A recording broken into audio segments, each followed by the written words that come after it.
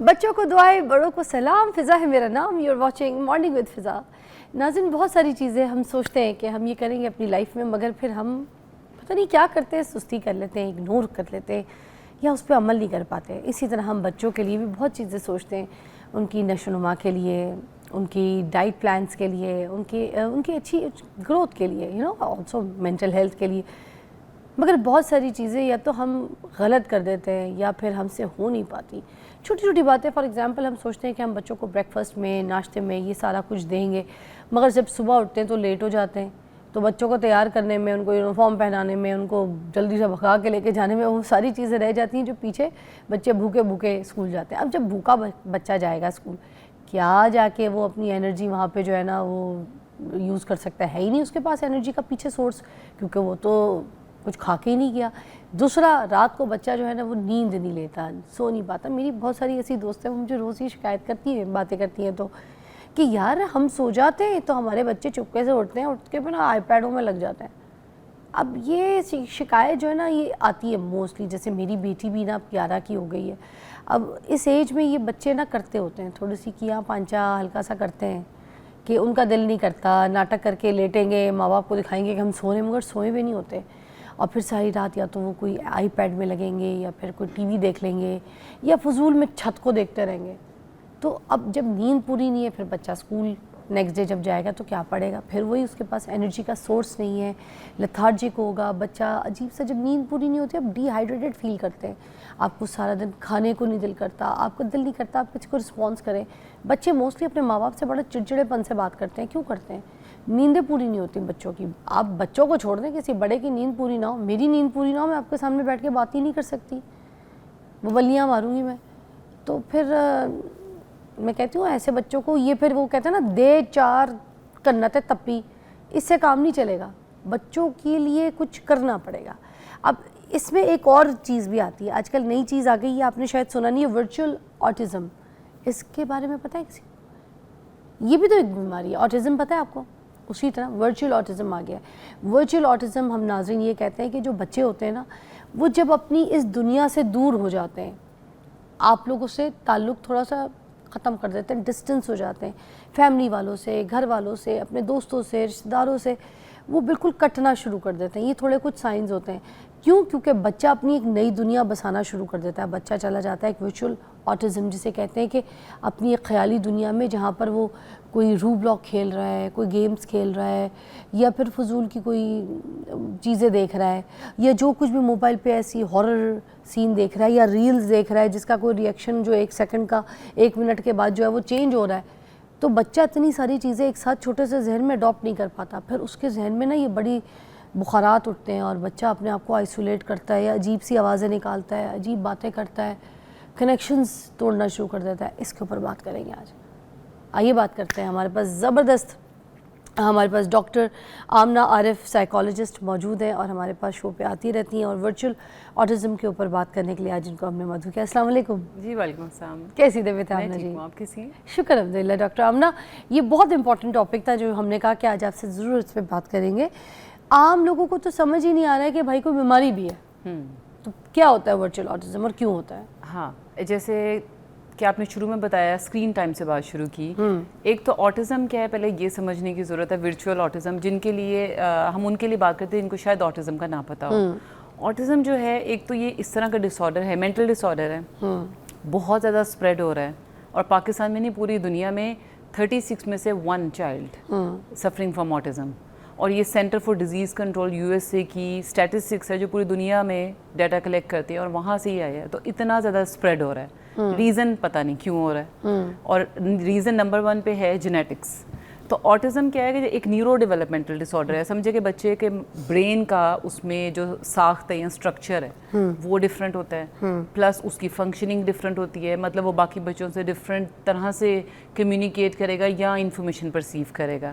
आपको बच्चा जब पैदा होगा तो बिल्कुल नॉर्मल नज़र आएगा, 6 महीने, 1 साल, 2 साल बिल्कुल नॉर्मल। हो सकता है कुछ बच्चे बोलना भी शुरू कर दें और बोलते बोलते अचानक से आपको लगेगा कि इसने बोलना छोड़ दिया, या इसके जितने वर्ड्स बोलता था ना वो रिवर्स हो गया और कम हो गए। तो अक्सर पेरेंट्स की अप्रोच होती है कि वो सबसे पहले बच्चे को उठाते हैं और फैमिली डॉक्टर के पास चले जाते हैं। और फैमिली डॉक्टर आगे से क्या कम्युनिकेट करते हैं कि अच्छा इसकी तबीयत ठीक नहीं है, इसको कोई मेडिसिन दें। करते करते करते उसका एक वो इम्पॉर्टेंट टाइम गुजरता जाता है जहाँ पे उसका ट्रीटमेंट होना चाहिए था।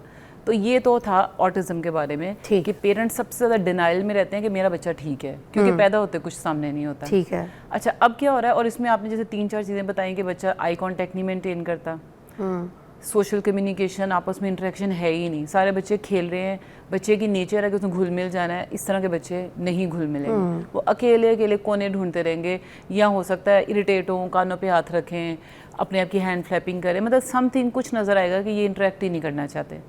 और कुछ रेपिटेटिव मूवमेंट, तो ये वो चीज़ें हैं जो आपको देखते नज़र आएगा ऑटिज्म के फीचर्स।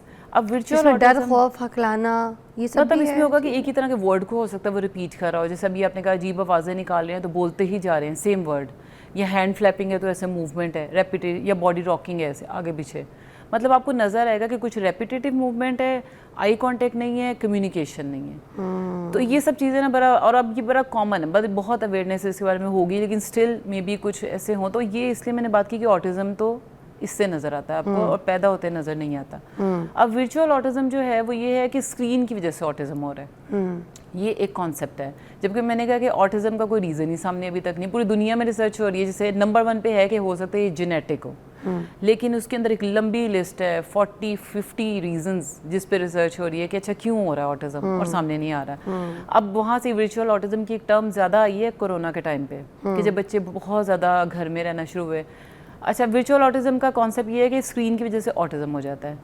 अब यहाँ पे पॉइंट आउट करने का हमें यहाँ पे इस प्लेटफॉर्म पे एक पर्पस ये है कि इस तरह के नाम की कोई चीज़ एग्जिस्ट नहीं करती, कोई वर्चुअल ऑटिज्म नहीं है। अच्छा, ये है कि स्क्रीन की वजह से ये जो मतलब सारी बीमारी कोई नहीं है ऐसी, स्क्रीन की वजह से ऑटिज्म नहीं हो सकता। अच्छा, ये क्लियर है, ठीक है। इसलिए मैंने सारी जो तमहीद बांधी है ना कि ऑटिज्म है क्या, स्ट्रक्चर का डिफरेंस है, फंक्शन का डिफरेंट है ब्रेन का, ये स्क्रीन से नहीं होगा। स्क्रीन से क्या होगा, वो एक इन्वायरमेंटल चीज़ है, आपके घर का इन्वायरमेंट जैसा है उसकी वजह से बच्चे को स्क्रीन ज़्यादा यूज़ कर रहे हैं, जैसे कि, तो उसकी वजह से ऑटिज्म तो नहीं होगा, पहले तो ये क्लियर है कि ये सिम्टम, उसकी तरह के सिम्टम आ जाते हैं बच्चे के अंदर। आप देखिए कि एक बच्चा स्क्रीन यूज़ कर रहा है और वो करते करते इतना खो जाता है उसमें कि आप उसको बुला रहे हैं नाम पे तो वो रिस्पॉन्स नहीं कर रहा। तो ऑटिज्म का बड़ा कॉमन फीचर है कि आप उनको नाम से भी बुलाएंगे तो आपकी तो पलट के देखेंगे भी नहीं ऐसे। और जिनको ऑटिज्म है उनके पेरेंट्स कई साल के बाद जब उनका बच्चा उनकी तरफ रिस्पॉन्स करता है तो उनके लिए एक होता है, तो इतना कॉमन है ये सिम्टम ऑटिज्म में। तो स्क्रीन की वजह से ऑटिज्म लाइक फीचर्स आते हैं, ऑटिज्म नहीं आता। सो वर्चुअल ऑटिज्म वाली नाम की कोई चीज़ नहीं है, ना ही कोई ऐसा डायग्नोसिस है, ना कोई उसको पूरी दुनिया में कभी किसी ने डायग्नोज किया कि ऑटिज्म स्क्रीन की वजह से हो रहा है। अच्छा, स्क्रीन की वजह से जो सबसे मेन चीज़ आती है वो होता है कम्युनिकेशन डिले। आई कांटेक्ट नहीं दे रहा, कम्युनिकेशन डिले आ गई, और ये जैसे मैंने कहा मेजर फीचर्स हैं ऑटिज्म के। तो लोग, ये वर्चुअल ऑटिज्म क्या है? वर्चुअल ऑटिज्म लोग ये कहते हैं कि स्क्रीन की वजह से ऑटिज्म हो गया, इसको वर्चुअल ऑटिज्म कहा जाता है। जिस पे हम बात कर रहे हैं कि स्क्रीन की वजह से ऑटिज्म नहीं होता, स्क्रीन की वजह से ऑटिज्म की तरह के फीचर आते हैं। जैसे मेरे पास एक क्लाइंट है, उसकी वो कहते हैं कि मेरा बच्चा 4 साल का है और वो एक वर्ड बोलता है मामा या पापा, 4 साल का हो गया। अब ये ऑटिज्म है, हम असेसमेंट करवाएं, क्या करें? तो जब मैंने उनकी थोड़ी होम की इन्वायरमेंट की हिस्ट्री ली, पेरेंट्स की इंटरेक्शन, बच्चा किसके साथ टाइम स्पेंड करता है, कितना क्वालिटी टाइम पेरेंट्स देते हैं, पता चला कि बच्चा सारे दिन में शायद 2 घंटे कोई पेरेंट्स के साथ स्पेंड करता है, बाकी पूरा दिन स्क्रीन है। दूसरा, अगर मदर अपनी मदर के घर जाती हैं तो वो साथ एक USB में 400-500 कार्टून लेके जाके वहाँ बच्चा नानी के घर भी या दादी के घर भी बैठता है और वहाँ पे USB लगती है, वो स्क्रीन के आगे, और मदर शॉपिंग करने चलेगी। उसका कोई इंटरेक्शन ही नहीं है पेरेंट्स से। तो करते करते क्या हुआ कि वो 1 वे कम्युनिकेशन है ना, आप देखिए स्क्रीन पे बच्चा देख रहा है, उसकी एक जस्ट इन्फॉर्मेशन आ रही है, उसने रिस्पॉन्ड नहीं करना। तो इतने अर्ली ईयर्स में अगर आप बच्चे को, अब वो पूरा दिन स्क्रीन के सामने बैठा रहता था, तो उससे इंटरेक्शन कहाँ से करनी है, स्पीच कहाँ से आएगी? सही बात है। एक ब्रेक लेते हैं, ब्रेक के बाद मिलते हैं। बात बिल्कुल सही है, जब बच्चा सिर्फ स्क्रीन अपनी देखता रहेगा तो सुनता तो रहेगा मगर भूलने की प्रैक्टिस उसकी इतनी नहीं रहेगी। बिल्कुल सही कहा डॉक्टर आमना ने। ब्रेक के बाद मिलते हैं।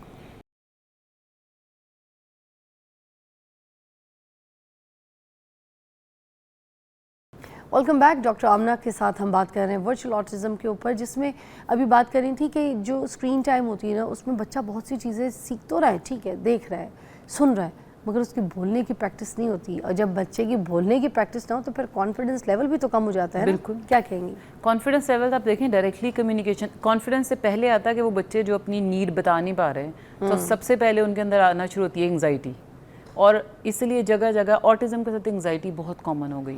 मतलब वो बच्चा जो नॉन वर्बल होगा ना, उसने जैसे हम अभी बात करना चाह रहे हैं, शो में आए हम बात करना चाह रहे हैं, मेरा गला खराब हो गया, आवाज़ ही नहीं निकल रही, और उतनी नहीं निकल रही जितना हम बोलना चाह रहे हैं। तो एंग्जाइटी होना, टेंशन होना एक नेचुरल सा रिएक्शन है, और वो हमारी बॉडी में एक इरिटेशन और सब। तो ये सबसे पहले तो एंग्जाइटी वैसे उनकी कॉन्फिडेंस बिल्डिंग और सब चीज़ें हैं, लेकिन सबसे पहले ये फेस करते हैं कि वो अपनी नीड बताना चाह रहे हैं और वर्ड्स ही नहीं है, वोकैबुलरी नहीं है। इसलिए फिर उनके लिए डिफरेंट तरीके यूज़ किए जाते हैं, पिक्चर्स के थ्रू कम्युनिकेट करते हैं, और उसकी मल्टीपल चीज़ें हैं। अच्छा, कुछ पेरेंट्स अपने बच्चों के साथ इतनी बातें नहीं करते और बड़े फ़ख्र से कह रहे होते हैं हम बच्चों को इतना मुँह नहीं लगाते, बच्चों को हम अपने बल पे सीखने का मौका देते हैं। बच्चा अपने बल पे सीखे, मगर बच्चे के सुनने वाले और उससे बात करने वाले भी तो पेरेंट्स ही हैं ना, इम्पोर्टेंट। बिल्कुल। कुछ पेरेंट्स बात नहीं करते। अच्छा, आप देखें कि सबसे पहले तो कल्चरली पता नहीं शायद है कि लगता है जैसे बच्चा सुन नहीं रहा हमें। जब हमारे घर में टिपिकल बच्चे भी, आप 1 साल के बच्चे से भी बात करें वो सुन रहा होता है, हमें ये लगता है कि ये आंसर नहीं कर रहा तो ये कुछ सुन भी नहीं रहा। अच्छा, मेरी अम्मी तो कहती थी कि बच्चा पेट में भी सुन रहा होता है। बिल्कुल एग्जैक्टली सुन रहा होता है। यही कहती है हाँ ना? बिल्कुल, मेडिकल साइंस भी कहती है। और मैं यही आपको एग्जांपल देने लगी थी कि एक 6 मंथ के बच्चे की 6 मंथ के बच्चे की वीडियो है, उसकी मदर उस झूले में लिटाया हुआ है और साथ साथ अपना काम कर रही है, और साथ उसको बता रही है मैं कपड़े वॉश कर रही हूँ, मैं कपड़े तय कर रही हूँ, बहुत गीले हैं ये वो। क्योंकि इससे होता क्या है कि जब बच्चा सुन रहा है ना, वो बोल नहीं सकता, लेकिन उसके ब्रेन में जो स्पीच के एरियाज है ना, उस पर नॉक नॉक शुरू हो जाता है। अच्छा, स्टिमुलेशन शुरू हो जाती है। हाँ। आप जब बच्चे से बात करते हैं ना, तो समहाउ कहीं ना कहीं वो एरियाज समझे उसमें लाइट्स ऑन होना शुरू हो जाती हैं, कहीं ना कहीं कनेक्शन। फिर जब आहिस्ता आहिस्ता आप देखें, जब बच्चा बोलना चाहता है तो वही वोकैबुलरी यूज़ होती है जो मदर ने या फादर ने या जो उसने सराउंडिंग से सुनी। ऐसी ये वजह है कि आप देखें कि जिस घर में इंग्लिश में बात की जाती है बच्चा इंग्लिश बोलता है, उर्दू में बात की उर्दू बोलता है, पंजाबी। और तो ये कहाँ से आती है? जो वो सुनेगा वो बोलेगा। तो अगर आप उससे इंटरेक्ट ही नहीं कर रहे, ये कंसीडरिंग दिस कि वो अगर इसको सुन के क्या करना है, इसने क्या सुनना है, इसको क्या पता। बच्चा हर चीज़ सुन रहा होता है और रिफ्लेक्ट बैक कर रहा होता है। तो इंटरेक्शन तो मस्ट है। अच्छा, जो मदर्स, अच्छा स्क्रीन वर्चुअल ऑटिज्म की एक अच्छी बात ये है, लोग है तो एक ऐसा कॉन्सेप्ट जो एग्जिस्ट नहीं करता, आप स्क्रीन टाइम कम करें, एक्टिविटी ज़्यादा करें, बच्चे से इंटरेक्शन शुरू करें, आप देखेंगे कुछ ही दिनों में उसकी स्पीच आना शुरू हो जाएगी।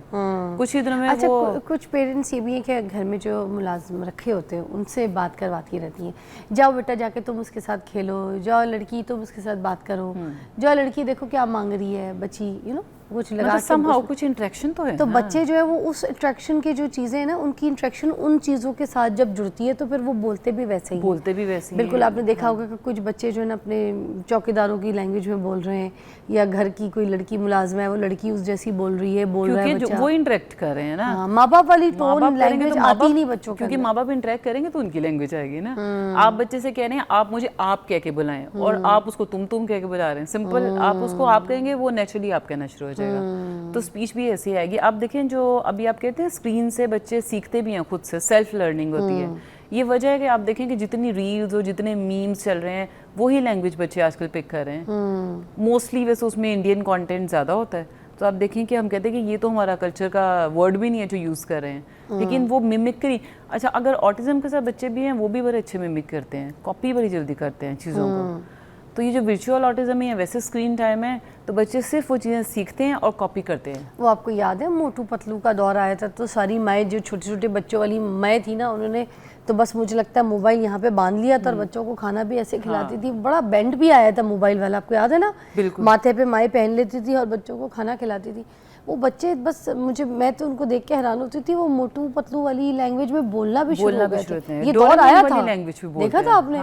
आप देखें कि अभी भी है। आप मोबाइल होल्डर साइड पे रख के स्टैंड पे उसके खाने की जगह पे मुंह में उसके डालते जा रहे हैं विदाउट एनीथिंग कि क्या खा रहे हैं ना। बच्चे को समझ आ रही है मेरी भूख कब खत्म हुई है, बच्चे की क्रेविंग का नहीं पता चलता। क्रेविंग का नहीं, प्लस हम जैसे कहते हैं ना कि हमारा टाइम का है बच्चे के साथ जो हम स्पेंड करें, खाना खाते, मील टाइम बहुत इंपॉर्टेंट है। और अभी आप देखें मेजॉरिटी ऑफ, ये नहीं कि सब में, मेजॉरिटी में साथ फोन होगा, साथ खाना होगा, पता ही नहीं क्या खा रहे, मुंह में क्या डालते जा रहे हैं। और अगर खाना भी खिलाना है तो बच्चे अब तो खुद जो बोल सकते हैं और बता सकते हैं, क्योंकि वर्चुअल जैसे मैंने कहा वो ऑटिज्म नहीं, वो बोल के कहते हैं खाना खिलाना तो मोबाइल अलाउ कर दे। मोबाइल यहाँ आएगा तो खाना मुंह में जाएगा।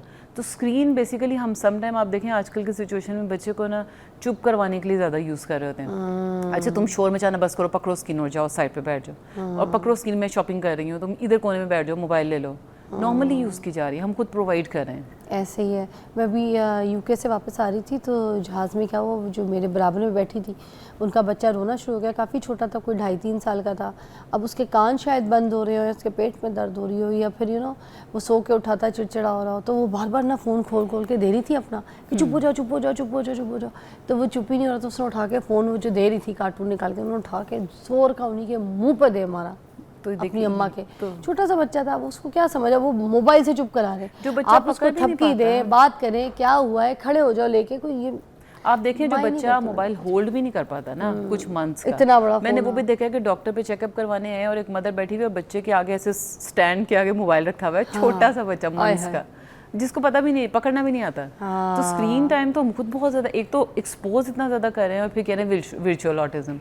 वर्चुअल ऑटिज्म नहीं है, स्क्रीन की वजह से आप बच्चे के अंदर वो वाले सिम्टम्स लेके आ रहे हैं, वो अलामात आ रही हैं, जो कि अच्छी बात ये है, गुड न्यूज़ ये है कि आप उसको इंटरेक्शन पे लेके आएंगे, स्क्रीन टाइम कम करेंगे, वो सिम्टम्स आहिस्ता आहिस्ता ख़त्म हो जाएंगे। ऑटिज्म जो रियल ऑटिज्म है उसमें कभी ख़त्म नहीं होते जस्ट स्क्रीन टाइम कम करने से। उसमें थेरेपीज चाहिए, उसमें उनके सेशंस होंगे, फिर जाके इम्प्रूवमेंट ग्रेजुअली आती है। वर्चुअल ऑटिज्म की निशानी ये है कि आप स्क्रीन टाइम को कम करें, बच्चे के साथ इंटरेक्शन ज़्यादा करें, एक्टिविटीज़ ज़्यादा करें, उसकी स्पीच वो सब चीज़ें आहिस्ता आहिस्ता आना शुरू हो जाएंगी। तो आपको खुद ही क्लियर हो जाता है कि ये ऑटिज्म नहीं है। ऑटिज्म इतनी आराम से मैनेज नहीं होता कि स्क्रीन टाइम कम किया और ख़त्म हो गया, ये इम्प्रूवमेंट आ गई। अच्छा, पहले माएँ टाइम देती थी, जो नर्सरी वाला टाइम होता था, बच्चों को स्कूल भेजे बगैर भी घर में ही माएँ पढ़ा देती होती थी। जब वो स्कूल जाते थे तो फिर उनको सब कुछ पता, मोस्टली जो बच्चे हैं हमारे टाइम के, वो क्लास 1 से एडमिशन लेते होते थे या KG 2 से ऐसे। तो वो आते थे स्कूल में तो इस तरह से आते थे, उनको सब कुछ आता था, 1 2 प्लस करना, माइनस करना, अलिफ बे पे थे, फिर उनकी फिर अरबिक भी, फिर उनको कुरान भी पढ़ना शुरू करवा देते थे कि पहला पारा शुरू कर दो। तो बच्चों के ना लैंग्वेज में चीज़ें क्लियर हो जाती थी, लफ्ज़ों की, हुर्फों की। वो माएँ टाइम देती थी। बाप भी आते थे ऑफिस से तो बच्चों के साथ बैठ जाते थे, बात करते थे उनसे, अच्छा बताओ और आज मामा ने क्या क्या किया, अच्छा आपने मामा को तंग किया, बातें करते थे। हाँ, आज का बाप आता है तो वो फ़ोन पे लगा होता है, आज की माँ टीवी भी देख रही है अगर बच्चे के साथ तो अपने फ़ोन पे लगी है, और अगर आज की माँ टीवी कार्टून लगा के भी दे दिए टीवी पे बच्चे को कि चलो बच्चे, तो बच्चे के साथ जब तक खुद कार्टून देख के तालियां नहीं मारेगी ना, बच्चा उस कार्टून को भी एंजॉय नहीं करेगा। ये बिल्कुल ठीक बात है। आप स्क्रीन को मैं कहती हूँ नेगेटिव इफेक्ट हो रहा है, पॉजिटिव नहीं हो सकता स्क्रीन का। बच्चा चिप्स खा रहा है, सोफे पे गिरा रहा है तो कार्टून देख रहा है, तो ठीक है, पिए जा रहा है वहीं गिरा रहा है, वहीं कपड़ों पे गिरा रहा है, चीख रहा है, अजीब, आई डोंट। अच्छा, यहाँ पे मैं यही पॉइंट आउट करना चाह रही हूँ, एक स्क्रीन आपको नुकसान पहुंचा रही है, आप उसी स्क्रीन को पॉजिटिवली यूज नहीं कर सकते। इसी तरह से यूज होगी, आप बैठे हैं उसके साथ, पूछें क्या देख रहे हो, अच्छा ये क्यों हुआ, ऐसा क्यों हुआ, वैसा क्यों हुआ, दिस इज इंटरेक्शन। अगर उसका पसंद का सोर्स स्क्रीन बन गया राइट नाउ, आप उससे एकदम से छीन के शिफ्ट नहीं कर सकते, तो वाई नॉट उसी में इंगेज हो जाएं। आप उसको एक अच्छा सोर्स बना लें, वहाँ पे फिर क्या होगा, ग्रेजुअली आप अपनी मर्जी की भी कुछ चीज़ें उसको दिखा सकेंगे। लेकिन एकदम से जो शिफ्ट कहते हैं ना, आज हम में से कोई मोबाइल यूज़ नहीं करेगा, आज एकदम से कुछ भी नहीं होता। आपने बिहेवियर्स और एक्शंस अपने, वो जैसे एक बड़ी अच्छी वीडियोस आप बच्चों को दिखाते हैं, फैमिली टाइम है, मैंने भी अपनी बेटी को दिखाई कि देखो ये कैसे करे, तो उसने नेक्स्ट डे का हमें भी लगता है यहाँ बास्केट टेबल पे बना के रखनी चाहिए कि एक टेबल है वहाँ पे फैमिली टाइम के लिए ना, फैमिली टाइम के नाम से एक बास्केट है, फादर आएंगे, मदर आएंगे, घर एंटर होते सब अपना मोबाइल उसमें डाल देंगे। बच्चा भी स्कूल से आएगा, बैठेगा, देखेगा मोबाइल यहाँ पर है, उठा के उसमें ऐसे ही। तो ये सब कुछ इससे क्या होगा कि ग्रेजुअली आप कम करते हैं और सेम सोर्स को आप पॉजिटिवली भी यूज़ कर सकते हैं। ऐसे ही है। और जो अभी आपने बात की थी ना, वो मैंने अभी रिसेंटली, बल्कि कल वेबिनार था तो उसमें मैंने रेज किया कि टीचेबल मूवमेंट्स बड़े इंपॉर्टेंट है। आप ये ना वेट करें कि कौन से टीचेबल मूवमेंट्स से सभी कह रहे हैं कि आप अभी यहाँ बैठे हैं, अभी कुछ टीच कर दें, अच्छा यहाँ बैठे हैं, ये सोफे का कलर क्या, ग्रीन कितना अच्छा लग रहा है, देखो ग्रीन कलर, अच्छा ये क्या है, वाटर, ब्लू कलर, जहाँ बैठे हैं रेस्टोरेंट में बैठे हैं, अच्छा वो क्या है, उसको नाम दे दें। जो अभी आप कहती हो होम स्कूलिंग, कि पहले ही बच्चे को बहुत कुछ सिखा देते हैं, मतलब क्लास में बच्चा बैठेगा, टीचर सामने आएगी, नींद आई हुई है बच्चे को, सिर्फ वो वाली चीज़ थोड़ी है, वही टाइम थोड़ी है एजुकेट करने वाला। टीचेबल मूवमेंट का मतलब है जहाँ आपको लगे मैं कुछ टीच कर सकती हूँ। आप अपनी बेटी को शायद कितनी चीज़ें ऐसे ही टीच करती होंगी, चलते फिरते मॉल में कहीं गए हैं, अच्छा वो देखो ये क्या है, कोई नाम दे दिया उसको, उसके पास वोकैबुलरी आ जाती है, वो कहीं ना कहीं क्लास में जब डिस्कस होगा उसके पास वो वोकैबुलरी यूज़ होती है। जैसे छोटे बच्चे, अच्छा वाओ येलो कलर, वही जब जाके क्लास में बुक में येलो कलर देखेगा तो उसके पास वोकैबुलरी होगी, ये तो येलो है, अच्छा ये तो मैकडोनल्ड का भी था जिसने देखा हुआ है। टीचेबल मोमेंट है कि जहाँ आपको लगे यहाँ मैं टीच कर सकती हूँ, आप क्लासरूम का वेट ना करें बच्चों को पढ़ाने के लिए, वहाँ टीच करना है। और ऑटिज़म के साथ ये बहुत ज़्यादा वर्क करती है ये चीज़, इसीलिए कल मैं पेरेंट्स से ये एड्रेस करी थी मेरा एक वीडियो मैसेज में कि आप टीचेबल मोमेंट फाइंड आउट करें। प्लांट्स को पानी दे रहे हैं, देते देते प्लांट्स का कलर क्या है, फ्लावर का कलर क्या है, वाटर, इतनी वोकैबुलरी है, वहाँ टीच करें। जब आपके सामने मोमेंट आया आप कहते नहीं क्लास में सीखो जाके, ये थोड़ी हम सोचते हैं, हम कहते हैं मोमेंट आया जस्ट टीच, उस मोमेंट में टीच कर। क्या बात है डॉक्टर आमना जी, बहुत शुक्रिया आपकी रहनुमाई का, बड़ी अच्छी बात की, बड़ा अच्छा टॉपिक इलैबोरेट हुआ, बड़े लोगों की रहनुमाई हुई होगी। एक ब्रेक के बाद मिलते हैं आपको, स्टे ट्यून।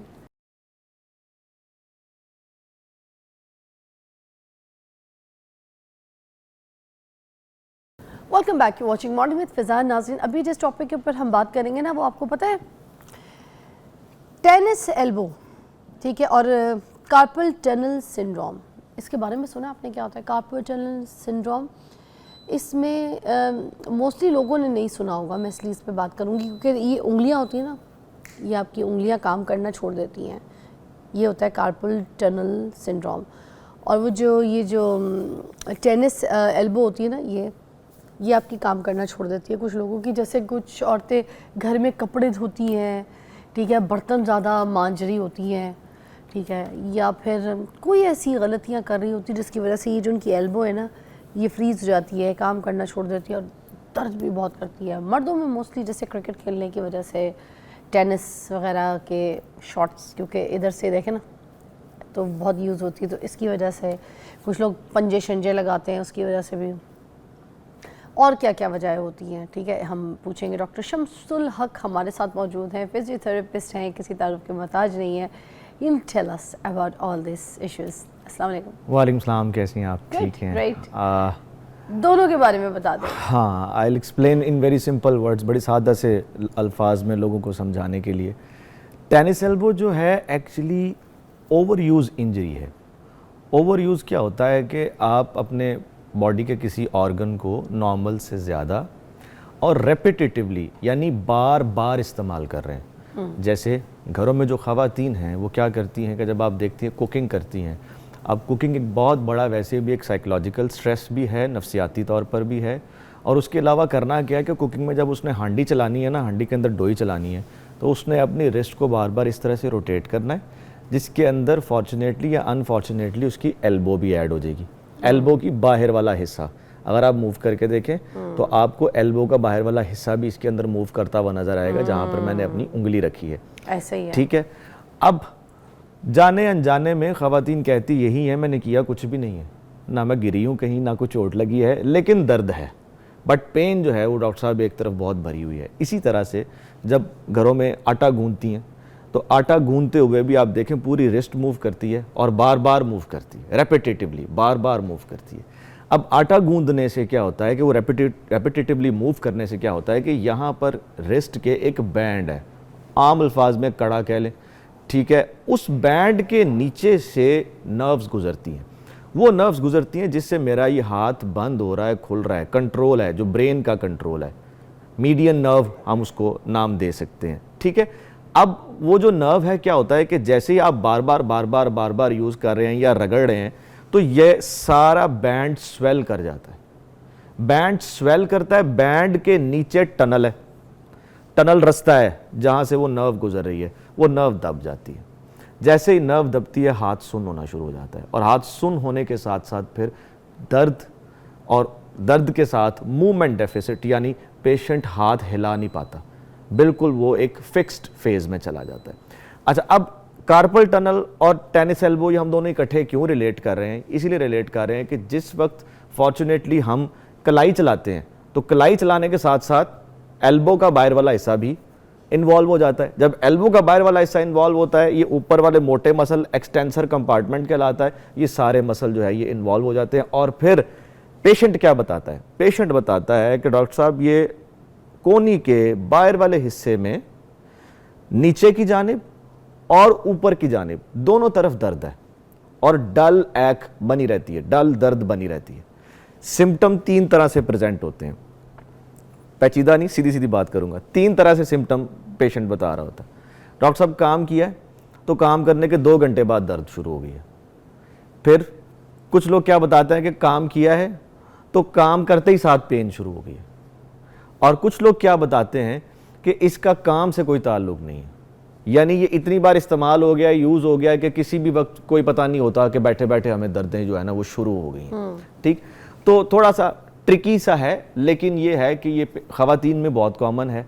मेल एथलीट्स में, जिस तरह आपने कहा कि मेल एथलीट्स जो हैं, जो टेनिस खेल रहे हैं, टेबल टेनिस खेल रहे हैं, वहीं से इसका नाम कॉमनली टेनिस एल्बो पड़ा है। अब टेनिस वाला प्लेयर भी बार बार हिट करता है, ठीक है, अब हिट करते हुए वो भी इसी तरह से रिस्ट को यूज कर रहा है और साथ में उसका कोनी का बाहर वाला हिस्सा जो है वो इस्तेमाल होना शुरू हो जाता है। ऐसे ही है। अब उसने तो आप देखिए दिन में कितनी बार स्ट्रोक करना है, बैडमिंटन कोई खेल रहा है कितनी बार स्ट्रोक करना है उसने, ठीक है। इसी तरह से स्क्वॉश, बट स्क्वॉश खेल रहा है तो उसमें भी थोड़ी सी लंबी होती है तो आपके पास एक थोड़ा सा एज होता है, लेवरेज होता है। यस यस, क्योंकि उसका जो हैंडल भी होता है ना पकड़ने का, I also play badminton a lot, तो उसका हैंडल का सपोर्ट फिर भी ऐसा होता है कि वो ना मारते हैं तो स्टक वही उसमें ज्यादा कंधा ऐड हो जाता है। कंधा ऐड, बिल्कुल ठीक कह रही हैं आप, बायोमैकेनिकली बिल्कुल सही पहुंची आपका जो दुखता है वो कंधा और ये बैक साइड, बिल्कुल कंधा भी ऐड होता है। लेकिन बैडमिंटन में बीइंग अ स्पोर्ट्स फिजियोथेरेपिस्ट आपको बात बता रहा हूँ, बैडमिंटन में जब शॉर्ट आर्म जैब मारते हैं ना, शॉर्ट आर्म जस्ट लाइक अ स्मैश, आप बहुत करीब ड्रॉप करवाना चाहते हैं तो शॉर्ट आर्म जैब जब प्लेयर यूज करता है तो तब वो एल्बो यूज करता है, तब वो फिर पूरा जोर बाजू का इस्तेमाल नहीं, कंधे का इस्तेमाल नहीं करता। तो वहां पर भी मतलब रिस्क ये रहता है। इस तरह के एथलीट्स आके बताते हैं कि वही पेन्स इनको इस तरह की रहती है। और जो बॉलर होते हैं उनको भी होता है जब Yes. वो स्पिन कराते हैं। Very good, very good. I know, मैं अपने हस्बैंड के साथ क्रिकेट खेल रही थी अभी यूके में, तो वो फिर मैच क्योंकि लंबा हो गया, मैं क्रिकेट बहुत अच्छा खेलती हूँ वैसे शुरू से, Nice. तो वो मैच लंबा हो गया, बॉलिंग जब वो कर करके मेरा हाथ, क्योंकि कभी स्पिन कभी ये, तो मुझे यहाँ लग पता गया था। पाकिस्तान वुमेन Bowling क्रिकेट में वाले time पे स्पेस भी है feel आजकल, होता अभी है। वैकेंसी है पाकिस्तान वुमेन में, अभी स्पेस है। स्पेस है, मेरी स्पेस तो बस अब स्पेसशिप में ही होगी, क्या क्या खेलूं, खेल कूद वाले पता नहीं क्या। मगर ये बात ये करने वाली है क्योंकि क्रिकेट के शौकीन तो सबको ही है। हम ब्रेक लेंगे, ब्रेक के बाद हम यहाँ पे बात करेंगे कि ये जो बॉलिंग वाला भी है और ये बैटिंग में भी इशू तो इसमें भी आता है ना। बिल्कुल बिल्कुल आता यार ये बड़ी गलत चीज़ें, अगर ये चीज़ें सही तरीके से हैंडल विद केयर अगर खेली जाए तो फिर आपकी ये जो है ना ये सही रह सकती है ना। रिस्ट भी और एल्बो भी दोनों। एल्बो भी। ब्रेक के बाद बात करते हैं।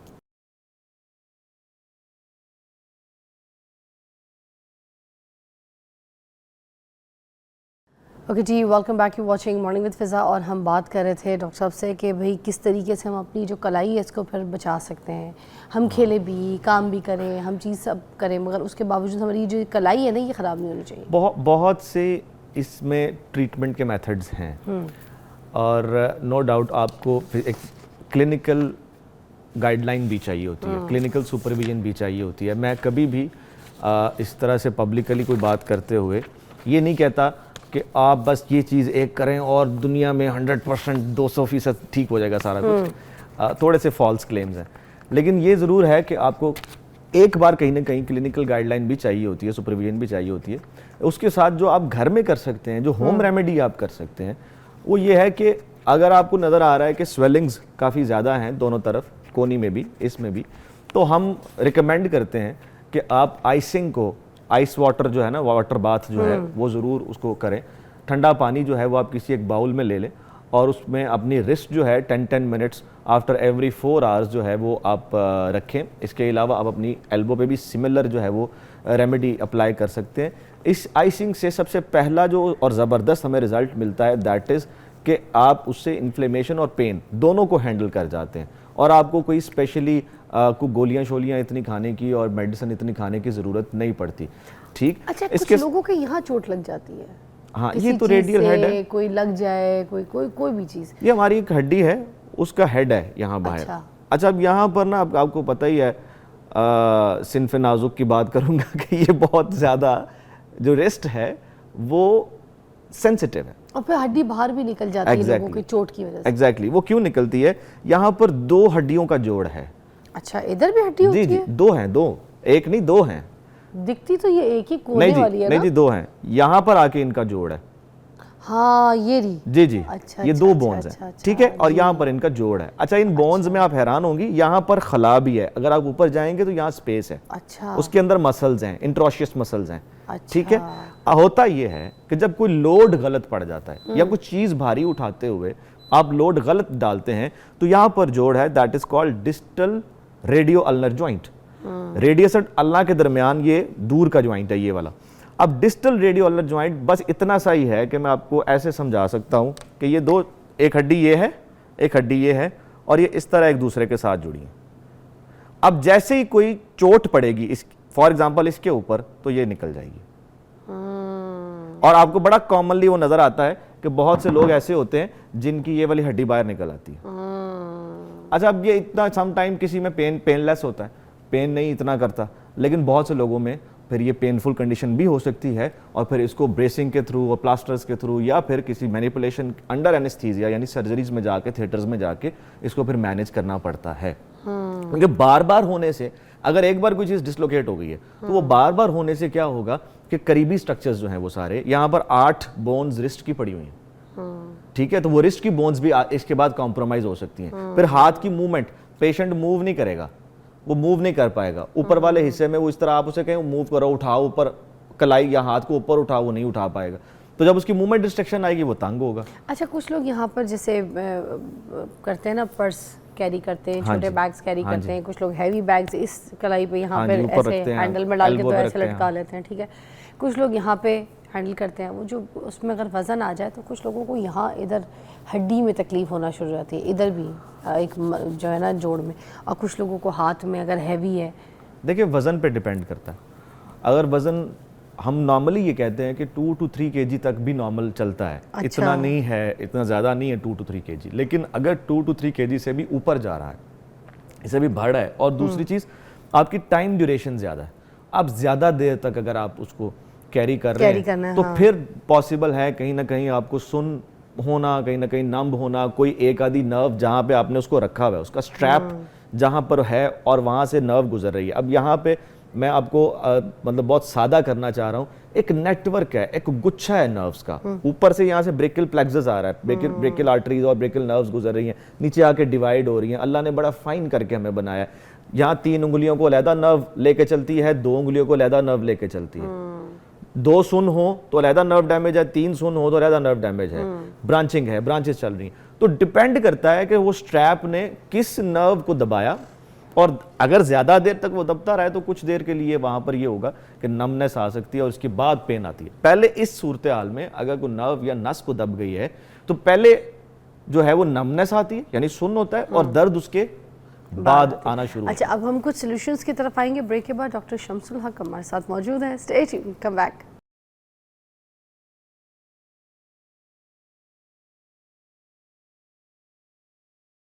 Welcome back. डॉक्टर शम्सुल हक से बात कर रहे हैं हम लोग यहाँ पर कि हम अपनी कलाइयों को कैसे सेव कर सकते हैं। कुछ सॉल्यूशंस की तरफ आते हैं, ठीक हाँ, है। बिल्कुल। खेल खेल के कलाइयों की जो है ना उसके पूरे जो नर्व्स है वो कलाई भी सुजा नाजुक दिए, है, तकलीफ एल्बो भी कर दी, नाजुक दर्द है, में भी है। ऐसे ही है, क्या ऐसे करें ही। आप कुछ ऐसे देखें जी, जैसे मैंने कहा कि होम रेमेडीज़ में हमारा सबसे पहला कंसर्न तो हर पेशेंट का भी यही होता है कि मेरी दर्द कम कर दें। एक तो दर्द कम कर दें, दूसरी सोजिश कम हो जाए। वो जो ट्यूब्स आती हैं लगाने के लिए जो कि हीट प्रोटेक्ट होती हैं, थोड़ी सी देते हैं, फिर उसमें थोड़ी सी पट्टी शट्टी घर में बांध लो तो वो काम करती है। मेरा नहीं ख्याल, हम नहीं इसको, मेडिकली एविडेंस इसका बड़ा वीक है कि आपको अगर एक्यूट इंजरीज हैं, इस तरह से पेन्स और स्वेलिंग्स हैं, तो उसके ऊपर आप फ़ौरन जो है ना ये एंटी इन्फ्लेमेटरीज, हाँ कोई डिक्लोफेनेक्स टाइप हैं तो वो लगा सकते हैं। ये मैं आजकल कमर पे भी लगा रही हूँ, फर्क मुझे कोई नहीं पड़ रहा, मैं आपको बता दूं। यही बात है कि वो उससे कोई इतना आपको रिजल्ट्स नहीं आएंगे, रिजल्ट्स नहीं मिलेंगे। एक्चुअल देखना ये होता है 2 चीज़ें कि उस खास एरिया में पेन स्वेलिंग है या स्पैस्मोडिक कंडीशन है, या उसको हम कहते हैं मसल की एबनॉर्मल टोन है। अच्छा। अगर मसल की एबनॉर्मल टोन है तो हम हीट पैक्स को ज़्यादा प्रेफर करते हैं, आपको फिर किसी हीट जेल की लगाने की ज़रूरत नहीं पड़ेगी।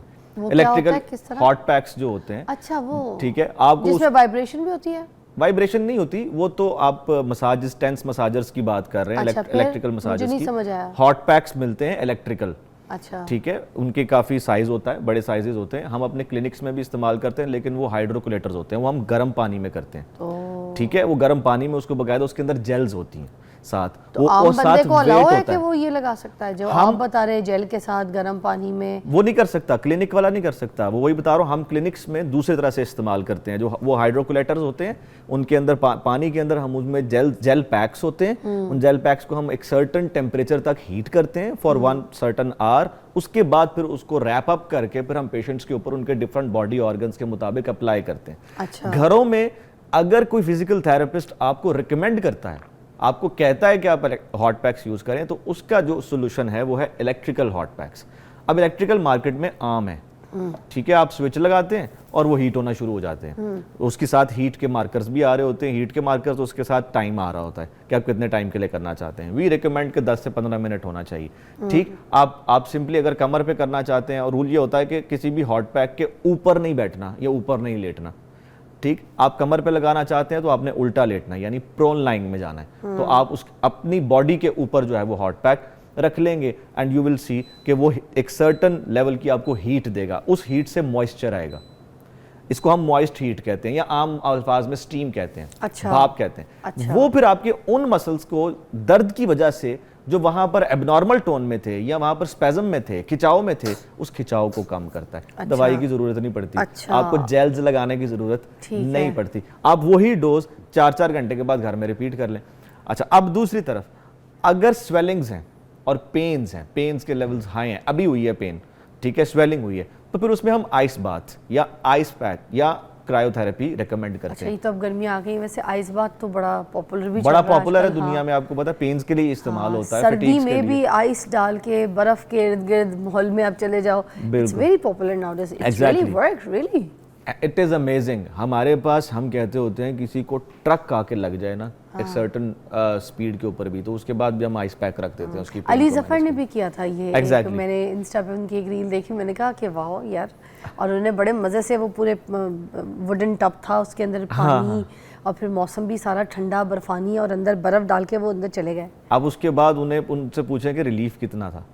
इतना रिलीव्ड इंसान फील करता है कि जितनी जितनी वो एक्स है ना जगह जगह पे, कोई जोड़ दर्द कर रहा है, ये वो सब रिलीफ हो जाता है, और द पेशेंट इज लाइक कि भाई कमाल हो गई। तो कोई मतलब घर के अंदर भी कर सकता है, घर में आप आप एक छोटे से बाउल में पानी डालें और उसमें अपने रिस्ट रख लें। अच्छा, रिस्ट वगैरह के तो ठीक है, फुल बॉडी भी कर सकते हैं, फुल बॉडी भी कर सकते हैं, यस, कोई मसला नहीं है, फुल बॉडी। हाँ, कुछ लोग ऐसे होते हैं जिनको फोबिया होता है कोल्ड से, जो है ना वो थोड़ा सा हम कहते हैं हाइपोटेंसिव हो सकते हैं, बस वो सिर्फ मिरासी हो सकते हैं, जैसे मैं भी अगर मेरे सामने बर्फ रख देना तो मैं तो दस्ताने पहन लूंगी। नहीं, इस तरह से आए तो फिर उस्ताद शफकत सलामत अली याद आ रहे हैं, मिरासी में तो फिर मिरासी हम सभी हैं। वही कह रही हूँ, मैं तो दस्ताने पहन लेती हूँ बर्फ देख के। एग्जैक्टली। तो होम रेमेडी में तो हम कर सकते हैं, ये आइस बात कर सकते हैं। इसके अलावा जो कुछ एक्सरसाइजेज हैं वो मैं शेयर कर देता हूँ। हमें इसमें फॉर्मूला यूज़ करना होता है कि हम स्ट्रेचिंग करते हैं, 15-15 बार रिपीट करते हैं, और उसके बाद फिर आइसोटोनिक एक्सरसाइजेस करते हैं। मैं उसका एक पैटर्न जो है वो 2-3 एक्सरसाइजेस का अभी जो है वो शेयर करूंगा। ठीक है। अब सबसे पहले जो स्ट्रेचिंग की बात है, मैंने चूंकि रिस्ट से मैं शुरू करूंगा और रिस्ट को इसके साथ साथ मैं एल्बो भी ऐड करूंगा, तो आपने सबसे पहले अपने रिस्ट को इस तरह से, और सॉरी एल्बो को इस तरह से बिल्कुल सीधा अलाइन करना है 90 डिग्री पे। ठीक है, 90 डिग्री पे लाइन करना है, इसी तरह से जैसे कोई यू आर स्टॉपिंग समबडी, अब किसी को जैसे रोक रहे हैं किसी चीज से, ठीक है। एल्बो का सीधा होना इस एक्सरसाइज में सबसे अहम है। अगर एल्बो यूं बेंड हो गई तो फिर हमें रिजल्ट्स नहीं मिलेंगे। Elbow should B exactly extended, बिल्कुल एक्सटेंडेड सीधा चाहिए। इसके बाद आप अपनी कलाई को थोड़ा इस तरह से बेंड कर लेते हैं और फिर आप स्ट्रेच देना शुरू करते हैं। आप अपनी उंगलियों से, दूसरे हाथ की उंगली से आप अपनी इस हाथ की फिंगर्स को प्रेस करना शुरू करेंगे तो आपके जितना ये फ्लेक्सर कंपार्टमेंट है इसके ऊपर, जिसमें साथ साथ यहाँ पर कार्पल टनल मौजूद है, ये कार्पल टनल ओपन अप होना शुरू हो जाता है। कार्पल टनल के अंदर स्पेस बनना शुरू हो जाती है। एल्बो को बिल्कुल सीधा रखना है, ठीक है जी, and just push it to the level के आपको स्ट्रेच फील हो। आपको यहाँ पर भी स्ट्रेच फील होना चाहिए, यहाँ पर भी होना चाहिए, इस जगह पर स्पेसिफिकली, एग्जैक्टली यहाँ पर आपको स्ट्रेच फील होना चाहिए, ठीक है। अब आप इस स्ट्रेच को 15 सेकंड्स होल्ड करते हैं, देन यू लीव, फिर दोबारा 15 सेकंड्स होल्ड करते हैं, लीव, 10 से 15 बार आप इसको रिपीट करते हैं, देन यू लीव, ठीक। स्ट्रेचिंग से इससे आगाज किया, इसके बाद आप ले गए अपने हाथ को निचली जानिब। अच्छा, अब आप निचली जानिब ले जाए। अब जैसे ही निचली जानिब लेके जाएंगे, अब फिर यहाँ से दूसरे हाथ की उंगलियों से आप इस जगह पुश करेंगे। Exactly, you will push inside towards your body, elbow सीधा रहेगा। अब आपका जो ऊपर वाला सारा कंपार्टमेंट है, इसके ऊपर एक्सटेंसर कंपार्टमेंट के ऊपर स्ट्रेच आएगा। ये भी इसको भी 15 15 seconds? सेकंड होल्ड करेंगे, देन लीव, फिर 15 सेकंड होल्ड करेंगे, देन लीव, फिर 15 सेकंड होल्ड करेंगे, देन लीव। और इस तरह से आप पहले ये जैसे ही आगाज़ करेंगे, आफ्टर आइसिंग आप इस तरह स्ट्रेचेस ले लेंगे। इसके बाद आइसिंग कितनी देर की है? Icing 10 minutes, 8 to 10 minutes recommended है। 8 to 10 मिनट्स। डोजेज इसकी आप बढ़ा सकते हैं, ज़्यादा है अगर आपको तो 2-2 घंटे बाद भी आप कर सकते हैं, कोई इशू नहीं है। आप 4-4 घंटे बाद भी 3 बार दिन में कर सकते हैं। 2-2 घंटे बाद करेंगे तो 4 से 5 बार भी आप दिन में आइसिंग कर सकते हैं, कोई इशू नहीं है। अच्छा, अगर पेन्स ज़्यादा हैं, ठीक। 3 सेट्स कर लिए। 3 सेट्स। इसके बाद आपको एक सपोर्ट चाहिए होगी, एक फिक्स सपोर्ट, कोई इतनी डेस्क। आराम मिले डॉक्टर साहब, सीरियसली। अच्छा, काफी चीजें पता भी होती हैं, पता चल लोग जाती है, अक्सर हमें करते कहते कोई हैं ना फिजियो में करते क्या है, बड़ा तो जब मजा इस तरह सुकून मिलता है ना पेशेंट को, तो फिर पूछता हूँ इसी चीज़ के हम पैसे लेते हैं। आई लाइक हाँ, मतलब छोटी सी चीज़ है, कुछ भी Immediately. नहीं, बैठे बैठे। इमीडिएटली देखिए, जो भी बात करूंगा रिसर्च बेस्ड करूंगा आपके साथ, और उसमें वो रिजल्ट्स आपसे बात करूंगा कि जो इस एग्जैक्ट डिसऑर्डर में आपको चाहिए।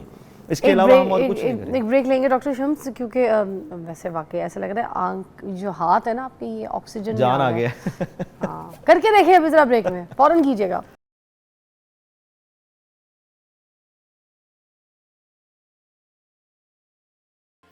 है ना, ये जगह जो ये सारी पेन्स है ना, इस पे ये एक्टिव हुआ है, काम किया है भाई, मजा आया, आपने किया है।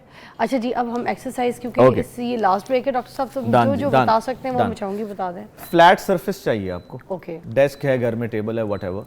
आपने अपने कलाई को उससे आगे ले जाना है, टेबल से आगे यूं इस तरह ड्रॉप करना है, ठीक है। अब इसके बाद आप एक हैवी वेट जो है 1 किलो का, कुछ भी हो सकता है, मैं समटाइम घर में कुछ भी ना हो कहता हूँ आप 1 लीटर बॉटल ले लें वो भी पकड़ सकते हैं पानी की। हाँ, अच्छा। पानी की बॉटल जो है ना, 1 लीटर उसमें पानी डाल लें, हाँ। तो वो आपका 1 लीटर 1 किलो के करीब तकरीबन वेट आ जाता है। ठीक है। ठीक है। अब आपने इसको इस तरह से यूं नीचे गिरा के, now you need to lift your wrist like this. This is very fine movement, और ये मूवमेंट है आइसोटोनिक।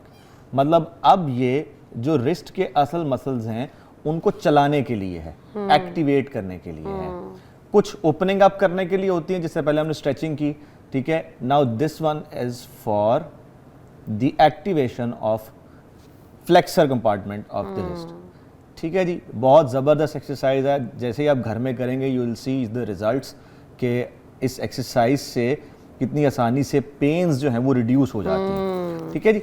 अब इसी के साथ फ्लिप कर लें, उल्टा कर लें, वेट इसी तरह से आपने होल्ड रखना है, पकड़ के रखना है, और आपने अब ऊपर की जानिब इसको लिफ्ट करना है। Now this is the strength of this compartment, I can feel. आपने कोनी की तो फुल सपोर्ट दी हुई है, पूरी उसमें सपोर्ट flat है, हाँ जी, surface, पूरी okay. सपोर्ट है। अगर ये एयर में होगी कोनी तो फिर काम नहीं होगा, अच्छा, कोनी एयर में नहीं होगी। राइट नाउ आई आप कैन मसल यहाँ का यूज करवा रहे हैं बेसिकली, है ना? ये भी यूज हो रहा है, और ये मसल लंबा है, ये एक्सटेंसर कार्पाई रेडियलिस ब्रेविस यहाँ पर आकर लगता है। अच्छा। ये लंबा मसल है, अच्छा, ठीक है। और जैसे ही मैं यूं इस तरह इसको फ्लेक्स कर रहा हूं, तो यहाँ पर एक्सटेंड कर रहा हूं, तो यहाँ पर मुझे I can feel the loads, मुझे बकायदा यहाँ पर लोड फील हो रहा है, ठीक है। और ये उन्हीं लोगों के लिए बहुत इफेक्टिव है जिनको टेनिस एल्बो है, उनको हम हाईली रिकमेंड करते हैं कि वो इस तरह से रिस्ट को जो है वो एक वेट के साथ जो है एक्सटेंड करें, ठीक है। एंड ऑनेस्टली सेइंग कि अब मुझे भी मजा आ रहा है, उसकी वजह ये है कि बड़ी देर बाद मैंने भी एक्सरसाइज की है ये वाली, ठीक अच्छा, है। Sometimes you don't have pain anything, तब भी कर सकते हैं। यस, ये नॉर्मल है, एक्टिवेशंस के लिए हैं, आप तब भी कर सकते हैं, इसमें कोई ऐसा इशू जो है ना वो नहीं है। फिर सिंपली आपने क्या करना है, यू सी आज मेरे पास ये डंबल भी है, तो आप अब सिंपल जो आप बाइसेप की एक्सरसाइजेस करते हैं विद इन दी जिम्स, आप साथ में इसके बाद आप इसका ये रूटीन बनाएंगे। आप सिंपल एल्बो एक्सटेंड करें, फ्लेक्स करें, एक्सटेंड करें, फ्लेक्स करें, एक्सटेंड करें, फ्लेक्स करें। ये इसकी हम लॉजिक ये कहते हैं कि अगर सिर्फ फॉर एग्जांपल एल्बो में पेन है तो इससे सिर्फ एल्बो इफेक्ट नहीं होती, इससे आपके बाकी ऑर्गन्स भी, बाकी भी नियर बाय जो ऑर्गन्स हैं वो इफेक्ट होते हैं। तो हम ये कहते हैं बाकियों को भी एक्टिवेट करें, हाँ। एग्जैक्टली, बाकियों को भी एक्टिव करें। तो सिंपली आपने क्या किया, यहाँ पर बाइसेप कर्ल्स कर ली। And one very last and very important one जो इसमें बहुत हेल्पफुल है टेनिस एल्बो में, we call it as pronation and supination.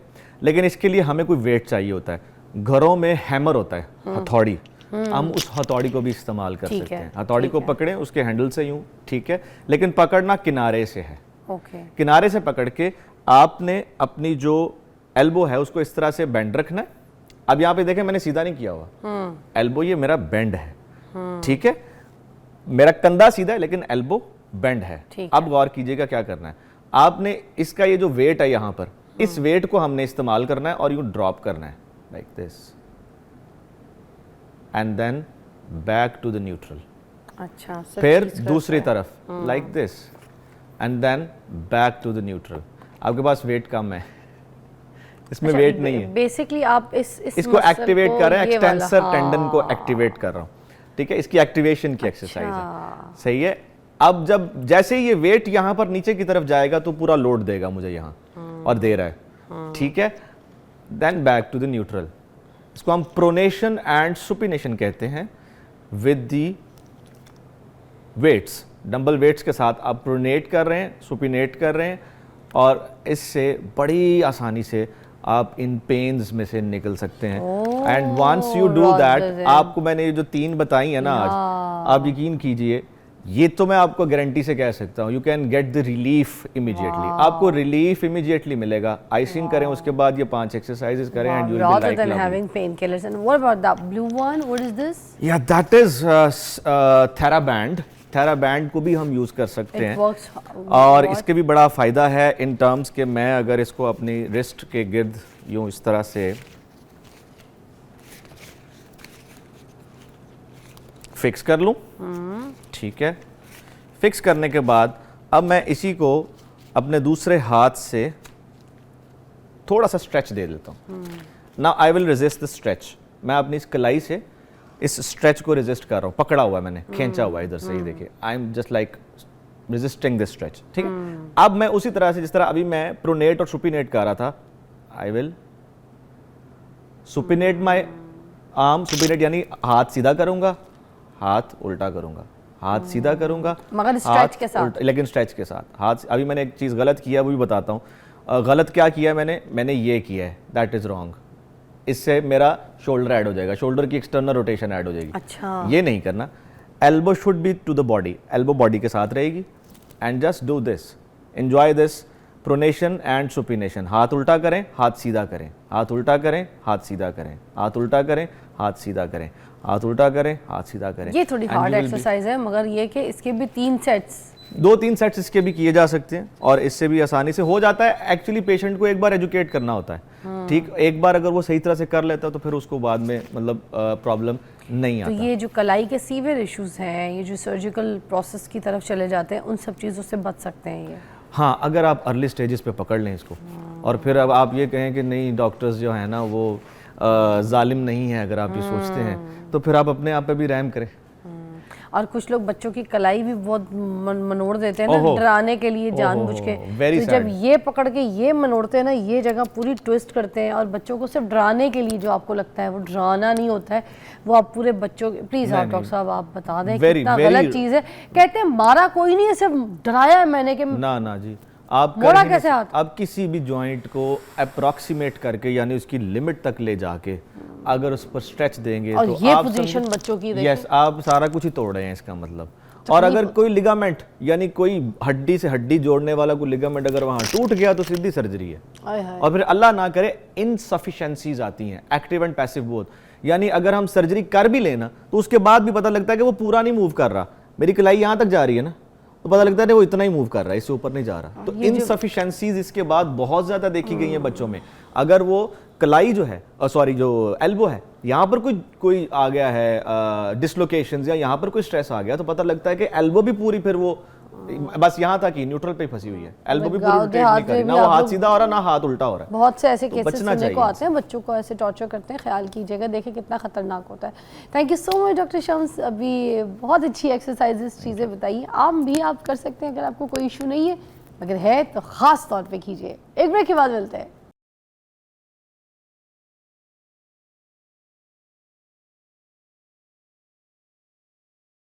Welcome back to watching morning with Fiza. नाज़रीन, मेरे पास अब जो सेगमेंट है वो ख़ास तौर पे उन लोगों के लिए जिन्होंने पेट्स रखे हैं, जिनके पास कुत्ते हैं, बिल्लियाँ हैं, जानवर हैं और जिनको बहुत शौक़ है उनके साथ प्यार मोहब्बत ख्याल रखने का उनका। और अब सीन ये है कि सिर्फ पालना नहीं होता, आपने उनका ख्याल भी करना होता है, आपने उनकी वैक्सीनेशंस भी करानी होती है टाइम पे, ठीक है। बिल्कुल उसी तरीके से जैसे आप अपने घर में किसी फ़र्द का ख्याल रखते हैं ना, तो वो भी आपको एक फैमिली मेम्बर बन जाता है। जब आप कोई पेट पालते हैं तो आपने उनकी हेल्थ का प्रॉपर वैसे ही ख्याल रखना पड़ता है जैसे आपके अपने घर के बच्चों का।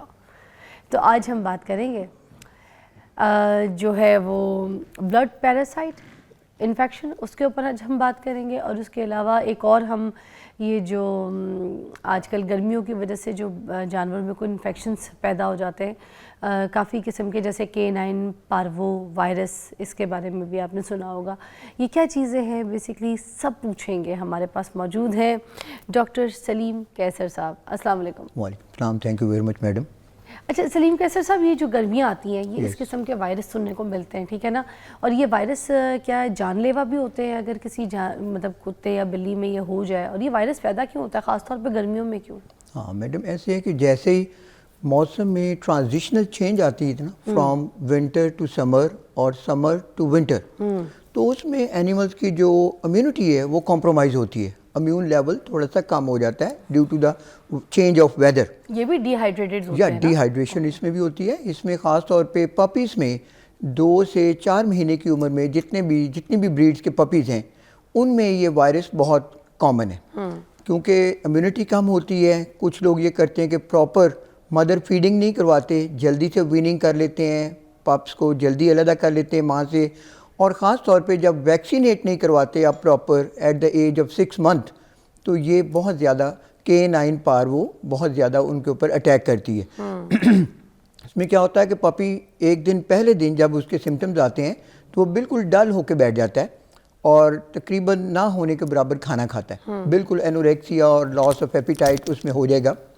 तो जैसे भी खाना नहीं खाएगा तो अगले दिन इसमें जब जो वायरस अपना प्रॉपर अटैक शुरू करता है तो उसमें फिर वॉमिटिंग और उसके साथ साथ फिर डायरिया, ब्लडी डायरिया, उसके अंदर बड़ा प्योर किस्म का ब्लड आता है राइट। तो ये उसके 2 कॉमन सिम्टम है। उसके बाद फिर हम उसका ट्रीटमेंट शुरू कर देते हैं ताकि वो उसको रिहाइड्रेट किया जाए, उसकी ड्रिपिंग शुरू कर देते हैं, अच्छे एंटीबायोटिक्स देंगे आप ताकि उसका इलाज किया जा सके। तो अगर ये इन्फेक्शन बढ़ जाए तो क्या ये जानलेवा भी हो सकते जी, हैं? ये बिल्कुल बहुत ज़्यादा फैटल है। हालांकि लिटरेचर में तो ये है कि इसमें अबाउट 95% मॉर्टेलिटी होती है। 95% जो पप्स हैं, जो डॉग्स हैं, उनमें डेथ के चांसेस ज़्यादा होते हैं। लेकिन अगर आप प्रॉपरली उसमें उसको रिहाइड्रेट कर लें, प्रॉपर ड्रिपिंग पे चले जाएं, ड्रिप्स सुबह शाम 4 to 5 डेज़ का इसका स्पैन होता है, उसमें अगर आप ड्रिपिंग करें और इसको रिहाइड्रेट करते रहें तो अल्लाह का शुक्र है हमारे पास इसका 100% इसकी रिकवरी है। इसकी अलामात कैसे पता चलेगी? जैसे एक तो आपने बताया भूख वाला सिम्टम, ठीक है ना, भूख नहीं लगेगी, लॉस ऑफ एपिटाइट बोलते हैं, सुवियर वॉमिटिंग, डायरिया, अच्छा उसमें ब्लडी डायरिया है। और ख़ास तौर पे जब वायरस का अटैक बहुत ज़्यादा हो जाएगा तो फिर टेम्परेचर भी शूट कर जाता है up to 104 and 105 degree temperature. तो डॉक्टर के पास जब आप लोगों के पास लेकर आते हैं तो क्या करते हैं आप लोग? कोई टेस्ट वगैरह लिखते हैं? नहीं, हम उसका सबसे पहले तो उसका रैपिड किट टेस्ट आता है पार्वो का, फ़ौरन से हम उसके स्टूल में से उसका टेस्ट करते हैं कि अगर वो पॉजिटिव आ जाए तो फिर हम फ़ौरन से उसकी ट्रीटमेंट शुरू कर देते हैं। अगर उसकी इनिशियल स्टेजेस के ऊपर ट्रीटमेंट शुरू कर देंगे तो फिर एनिमल के बचने के चांसेस बहुत ज़्यादा हैं। और अगर कोई वैक्सीनेशन पहले से हुई हुई है या इसकी कोई ऐसी वैक्सीन, कोई चीज़ें जो लोगों को पता नहीं है अभी तक और ज़रूरी है लगवाना, तो उसके बारे में बता दें। वैक्सीन तो हम हमेशा से ही सब लोगों को कहते हैं कि at the age of 6 month उनकी वैक्सीन करवा लें। कुछ लोग उसमें थोड़ी सी गफलत करते हैं, लेकिन हमारी एक अवेयरनेस स्कीम भी चलती है, उसमें हम लोगों को कहते रहते हैं कि जनाब आप इसमें वैक्सीनेशन करवाएं। इसमें पार्वो की vaccine at the age of 6 month start कर दें तो फिर उसमें तकरीबन 50% चांसेस कम है।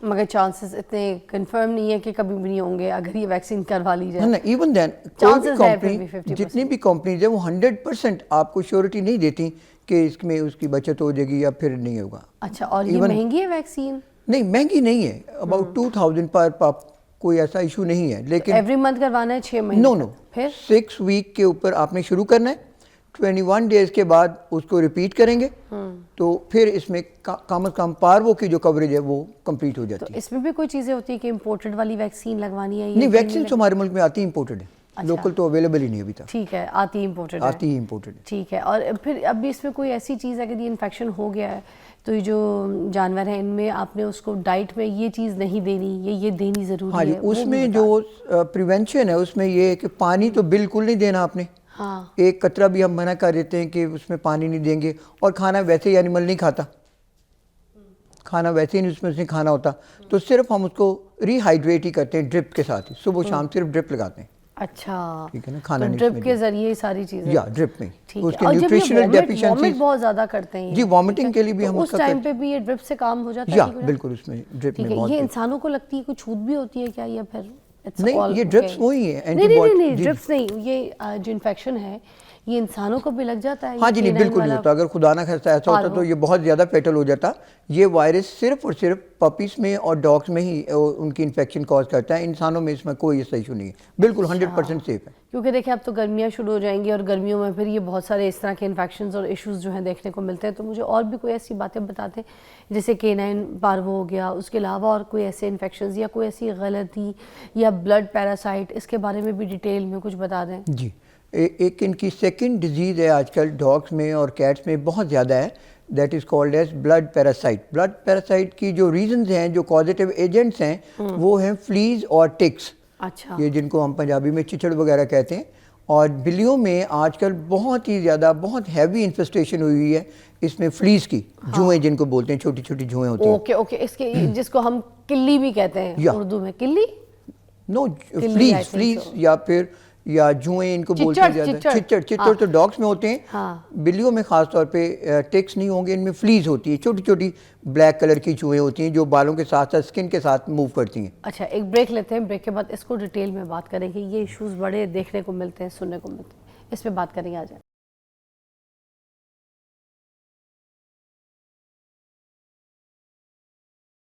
अच्छा, वेलकम बैक। कि गर्मियों में फ्लीज के पेशेंट्स जो है ना बड़े आते हैं और वो ये अपने डॉग्स वगैरह को लेके, और अच्छा ये फ्लीज जो है ये बिल्लियों में ज़्यादा होती है ना? फ्लीज कैट्स में होंगी और टिक्स डॉग्स में होते हैं। अच्छा, क्योंकि ticks ये dogs। अप्रैल से लेके टिल सितंबर इनका ब्रीडिंग सीजन है। बिल्लियों में चिच्चड़ नहीं होते? बिल्लियों में नहीं होते हैं जी। अच्छा, राइट। तो ये भी बहुत ज़्यादा फैल जाती है ये बहुत बारीक-बारीक ज़्यादा है जुएँ क्योंकि जो इनका ब्रीडिंग सीजन है और किसी भी डॉग के ऊपर आएंगे तो ये बहुत ज़्यादा जल्दी रिप्रोड्यूस कर जाते हैं। अच्छा, राइट।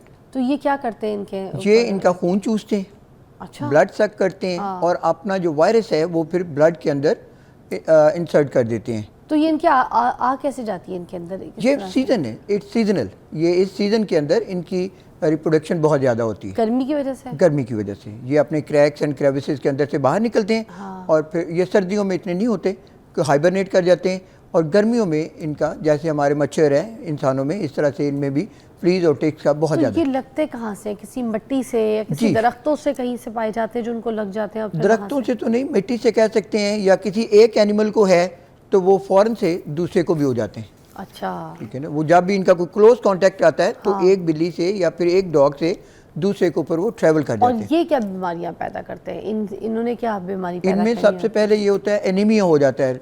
राइट, उसमें खून की कमी हो जाती है, उनका जो नोज़ है, जो उनका मदल है, वो बिल्कुल पेल और इवन वाइट हो जाता है। फिर हम उसका ब्लड स्मीयर करते हैं, ब्लड टेस्ट करते हैं, तो उसमें जो रेड ब्लड सेल्स हैं वो बहुत ज़्यादा डिक्रीज़ कर जाते हैं और साथ में हीमोग्लोबिन का लेवल ऑलमोस्ट उसका आधा रह जाता है। तो फिर उसके बाद हम इसका दो इसमें वायरसेस होते हैं, एक माइकोप्लाज्मा हीमोफिलिस है और एक माइकोप्लाज्मा केनेस है, हीमोकेनेस जो डॉग्स में करता है केनेस, और जो माइकोप्लाज्मा हीमोफिलिस है वो कैट्स में करता है।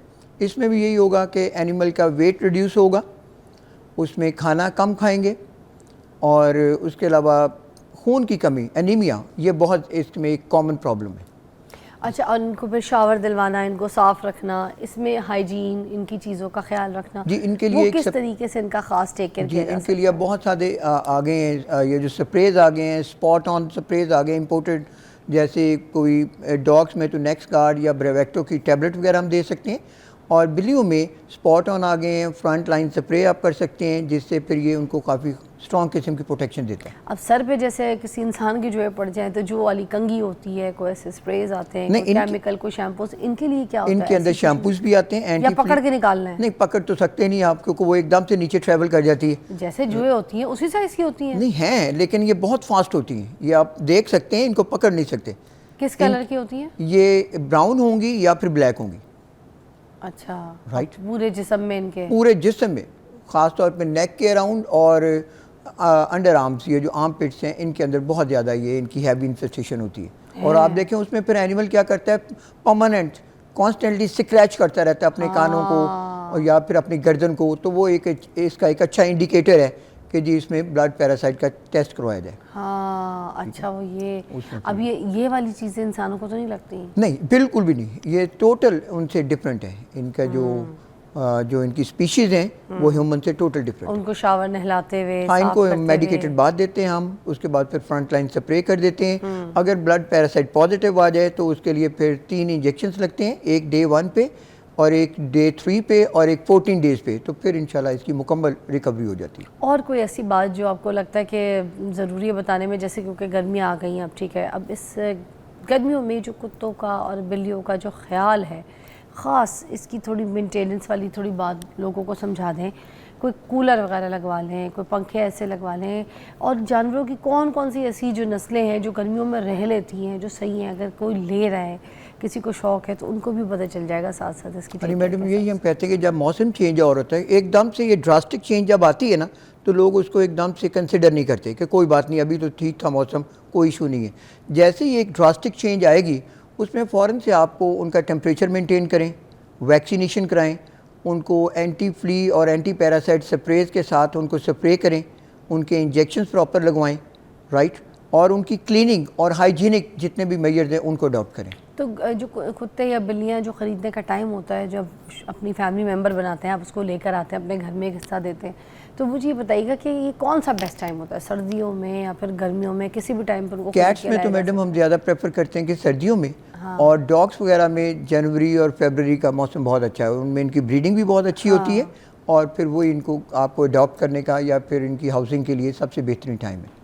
अच्छा, और ये बताइएगा वो जो कुत्ते जिनकी राल बहुत ज़्यादा टपकती है ना गर्मियों में, उनका भी बड़ा सिस्टम बहुत ख़राब हो जाता है, ठीक है, ज़बान निकाली होती है उनकी, सफ़ेद ज़बान हो जाती है उनकी, ठीक है, रालें उनकी टपक रही होती हैं, तो वो भी तो बहुत डिहाइड्रेट हो जाती होगी उनकी भी तो बॉडी। अब फिर गर्मियों में उनका क्या हाल होता है मैडम? उनमें जैसे कि बुल मैस्टिफ हो गया, फ्रेंच मैस्टिफ हो गए, नेपोलिटन मैस्टिफ्स हो गए, ये जो हैवी ब्रीड्स हैं, लार्ज ब्रीड्स हैं, इनमें तो नॉर्मल हेड रोलिंग करना, सेलिवेशन इनका एक नॉर्मल फिनोमिना है। उसमें भी यही है कि आप ख़ास तौर पे एसी अगर लगा सकते हैं, अफोर्ड कर सकते हैं तो वो तो है, नहीं तो एटलीस्ट कूलर ज़रूर लगाएं ताकि वो आपका अपना बॉडी टेम्परेचर मेंटेन कर सकें।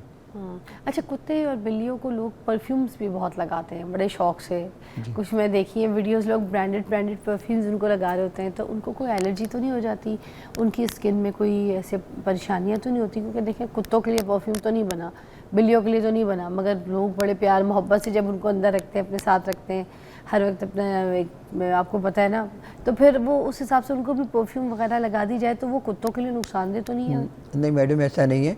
अब पेट इंडस्ट्री बहुत चेंज और बहुत एडवांस हो गई है।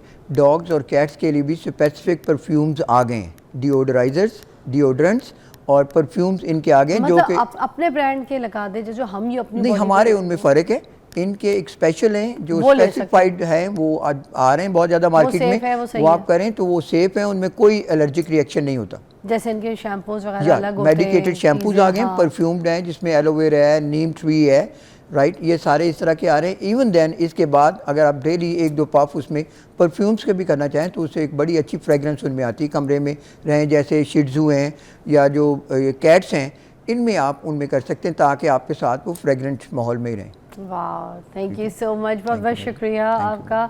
और बहुत जिन लोगों को शौक़ है, जिन लोगों ने अपने पास ये पेट्स रखे हुए, आज फिर ये शो उनके लिए ख़ास तौर पे था कि वो ख्याल रखें, और जिनके पास नहीं भी है और जो लेना चाहते हैं, तो फिर आपको पता है कि किस सीज़न में, किस मौसम में आपको ये अपने घर में ये पेट्स लेकर आने हैं और उनकी किस तरीके से जो है ना आपने ख्याल रखनी है, टेक केयर करनी है। अपना बहुत ख्याल रखिएगा, आपसे मिलते हैं कल।